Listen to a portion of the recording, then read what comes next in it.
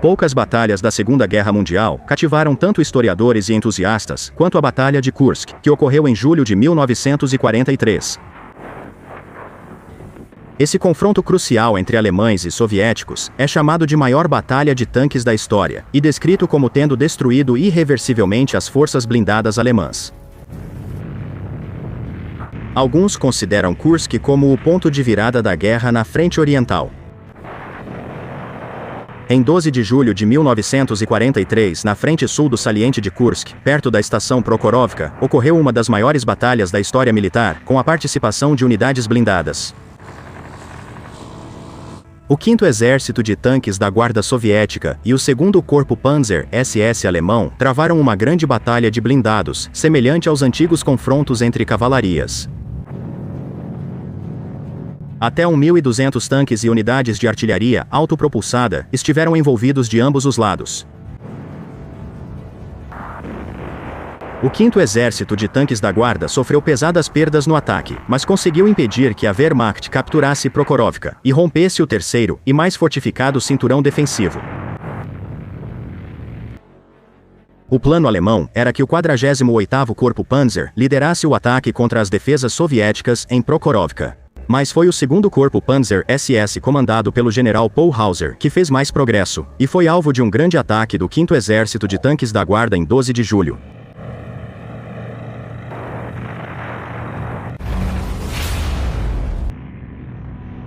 As forças alemãs envolvidas na Batalha de Prokhorovka eram das 3 divisões Waffen-SS do 2º Corpo Panzer SS, Leibstandarte, Das Reich e Totenkopf. O 3º Corpo Panzer e o 2º Corpo Panzer SS do Pincel Sul chegaram à região de Prokhorovka em 11 de julho. As 3 divisões Panzer SS avançaram de sudoeste para nordeste. A divisão Totenkopf estava posicionada no flanco esquerdo, a Leibstandarte estava no centro e a divisão Das Reich estava no flanco direito. Avançando direto ao 2º Corpo de Tanque soviético,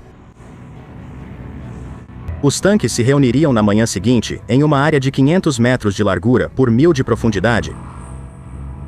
A batalha de tanques durou 3 horas, e após a batalha, mais de 100 tanques soviéticos estavam em chamas no campo de batalha. Um dos soldados que desempenhou um papel crucial nessa vitória foi o 1º tenente da SS Rudolf von Ribbentrop. Esse seria o dia mais bem-sucedido de Rudolf na guerra. Como o nome indica, ele era filho do diplomata alemão e ministro das Relações Exteriores, Joachim von Ribbentrop. Rudolf von Ribbentrop havia dormido profundamente na noite de 11 de julho de 1943, exausto após 7 dias de ataque. Na manhã de 12 de julho, ele foi convocado para o veículo de comando do comandante do batalhão. Von Ribbentrop relatou em seu depoimento sobre o dia. O tom do comandante do batalhão sugeria isso. Não surpreendia que a ofensiva, já uma grande batalha de tanques, seguisse gerando confrontos entre blindados. Minha 6ª companhia sofreu grandes perdas. Até agora, apenas 7 dos 22 tanques com os quais começamos em 5 de julho ainda estavam operacionais na noite de 11 de julho. Felizmente, nem todos esses foram perdas totais, e a companhia estava recebendo um fluxo constante de Panzer IV reparados. Lutamos para cruzar uma vala antitanque russa no dia anterior. As outras 2 companhias do batalhão estavam lá, enquanto ficamos na retaguarda como reserva. A vala antitanque cruzava toda a linha de frente, e só tinha uma passagem. A estrada para Prokhorovka a atravessava. A ponte ali ainda não tinha sido destruída, ou já havia sido reconstruída. A vala antitanque ficava em um vale, e uma encosta de 400 metros de largura se estendia na direção de Prokhorovka. De lá, a estrada para Prokhorovka seguia pelo lado direito da encosta, acompanhada por uma ferrovia coberta de mato. O aterro poderia ser considerado a prova de tanques. A linha de frente se curvava atrás da vala antitanque no aterro, e seguia para leste, até a fronteira com a 2ª Divisão Panzer SS. Um batalhão dos nossos Panzer Grenadiers havia ocupado o aterro, enquanto um segundo batalhão tinha se posicionado em ângulo reto, lá em cima, na encosta mencionada anteriormente. Havia tanto equipamento espalhado pela encosta que parecia estar pontilhada de veículos e armas de todo tipo, o que ficava fora da vista dos russos. Von Ribbentrop virou-se casualmente para a frente, enquanto tomava o café quente que lhe deram. A cena diante dele fez Von Ribbentrop pensar que estava alucinando. Granadas de fumaça formaram uma parede roxa no ar. Isso indicava exército inimigo. "Liguem os motores", Von Ribbentrop gritou, deixando cair sua xícara. "Sigam-me." Então ele disse ao seu oficial executivo, Malchow, "Vamos avançar em linha. Encosta acima, você e seu pelotão ficam à esquerda, enquanto os outros 3 tanques e eu ficamos no meio e à direita. Curvem-se, o flanco esquerdo um pouco recuado, caso sejamos flanqueados." Com isso, a companhia se pôs em movimento e se posicionou na encosta como se fosse um campo de exercícios. Foi posicionada com uma precisão que fez meu coração de 22 anos bater mais forte. Liderar esses soldados jovens e experientes em batalha foi uma experiência muito inspiradora para mim. Avisei por rádio a minha companhia para assumir posição na encosta à frente e iniciar o combate ali. Enquanto avançávamos pela encosta à frente, percebemos os primeiros T-34 no pequeno vale à nossa esquerda. Pareciam estar tentando nos flanquear pela esquerda. Paramos na encosta e abrimos fogo, atingindo vários inimigos. Vários tanques russos foram incendiados. Para um bom artilheiro, 800 metros era a distância ideal. Observei ao redor como de costume, enquanto aguardávamos para ver se surgiriam mais tanques inimigos. O que eu presenciei me deixou sem palavras. Do outro lado da pequena elevação, a cerca de 150 a 200 metros na minha frente, 15 depois 30 depois, 40 tanques apareceram. Ficou impossível contar quantos eram. Os T-34 estavam avançando em nossa direção, transportando infantaria montada.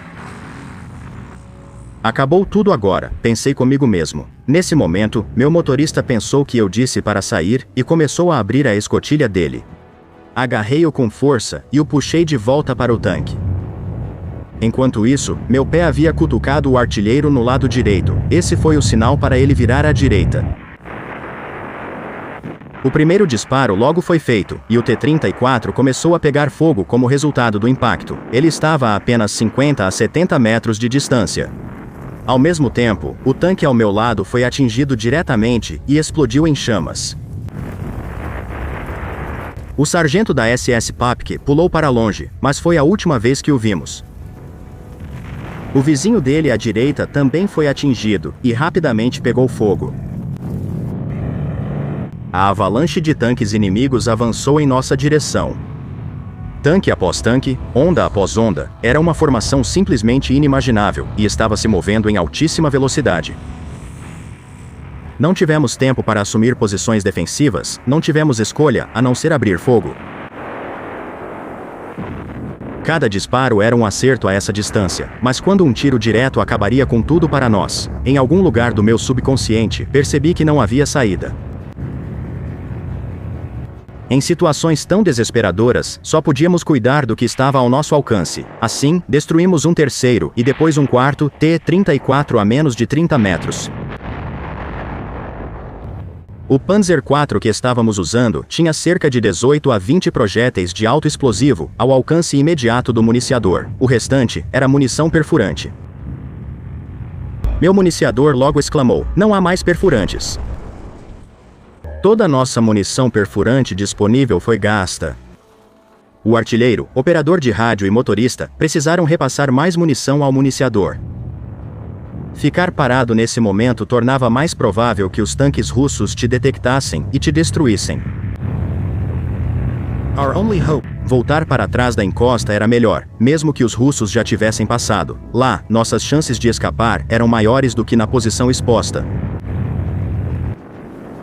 Viramos em meio a um enxame de tanques russos, recuamos cerca de 50 metros e chegamos à encosta oposta da primeira elevação.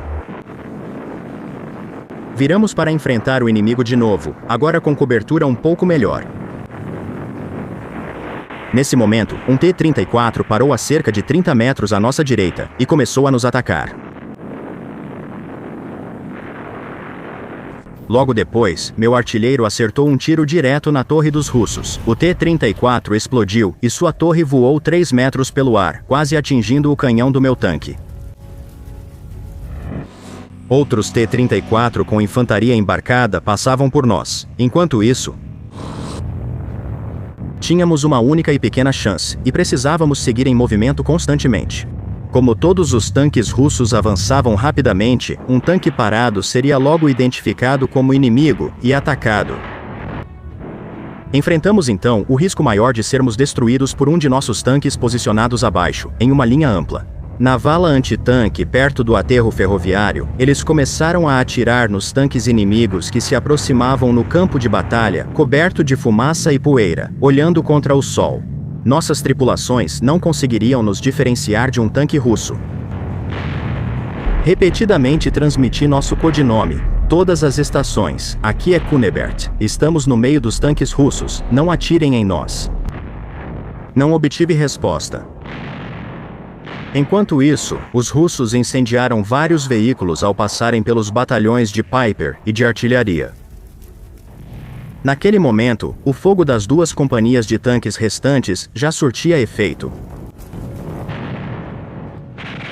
O batalhão de canhões autopropulsados da artilharia e os Panzergrenadiers de Piper, estes últimos com armas de curto alcance, também estavam causando estragos nos tanques russos e prendendo a infantaria russa, que havia saltado dos T-34 e tentava avançar a pé. Todo o campo de batalha estava envolto em fumaça e poeira. Novos grupos de tanques russos continuavam a surgir desse inferno, e nossos tanques os destruíam na encosta ampla. Era uma confusão indescritível de tanques e veículos destruídos. Isso sem dúvida contribuiu para a nossa salvação, pois os russos não nos reconheceram.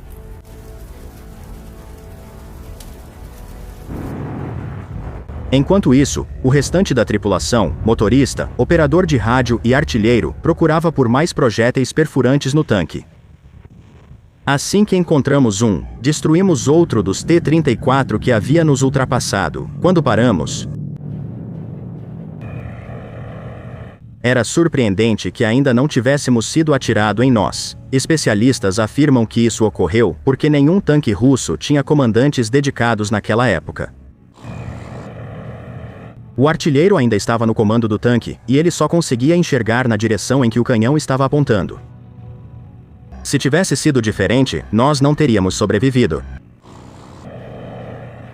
Os russos viraram à esquerda para alcançar a estrada e atravessar a ponte sobre a vala anti-tanque.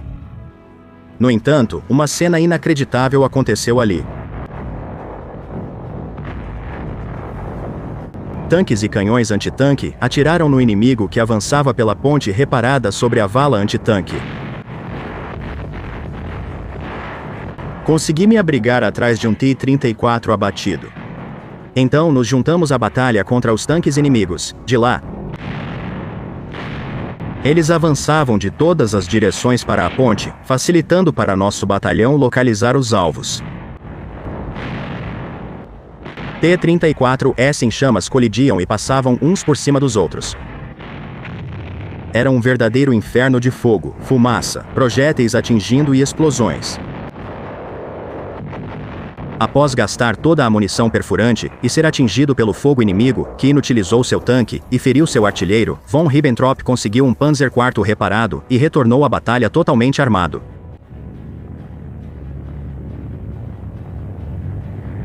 Avançamos pela ponte com nosso novo tanque. A força do ataque russo havia sido quebrada. Enquanto isso, o campo estava repleto de T-34s todos em chamas. As perdas da minha companhia foram surpreendentemente baixas. As únicas 2 perdas totais que presenciei foram no início do ataque. As outras 2 companhias não sofreram nenhuma perda total. O batalhão de artilharia e o batalhão de Piper também escaparam com perdas mínimas.